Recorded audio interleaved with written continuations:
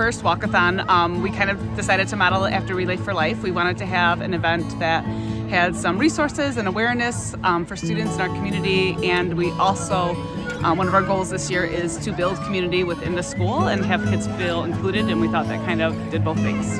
I thought it went great. I was a little worried that there weren't going to be very many people here, and I feel like we had a great turnout, and people seemed excited and happy to be here, and I just thought overall it was a great night.